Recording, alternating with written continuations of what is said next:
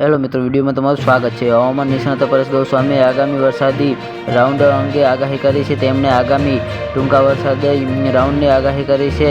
સાથે જ આ રાઉન્ડ દરમિયાન ક્યાં ક્યાં સારો વરસાદ પડશે અને ક્યાં વરસાદી ઝાપટા નોંધાશે તેની માહિતી આપી છે। આ સાથે જ તેમણે જણાવ્યું કે ઓગસ્ટમાં હજુ 2 રાઉન્ડ બાકી છે। તો જી હા મિત્રો, હાલ મોટા અને મહત્વના સમાચાર સામે આવી રહ્યા છે।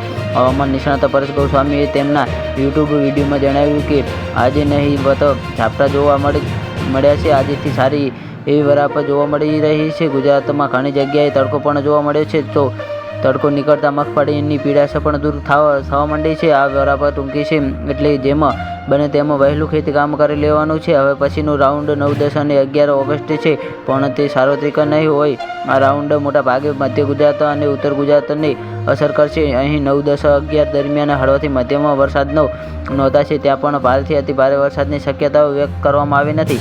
તો જી હા મિત્રો, હાલ મોટા અને મહત્વના સમાચાર સામે આવી રહ્યા છે। મધ્ય ગુજરાત અને ઉત્તર ગુજરાતમાં સારા વરસાદ નોંધાય છે। ખાસ કરીને સૌરાષ્ટ્ર, કચ્છ અને દક્ષિણ ગુજરાતના ભાગોમાં આ 3 દિવસ દરમિયાન માત્ર ઝાપટાઓ જોવા મળશે। અમુક જગ્યાએ ભારે ઝાપટા જોવા મળશે। આ રાઉન્ડ પછી પણ 8-10 દિવસનો વરાપ માહોલ જ હશે। જોકે હજુ ઓગસ્ટ મહિના દરમિયાન પણ ખૂબ સારા વરસાદ પડવાના છે।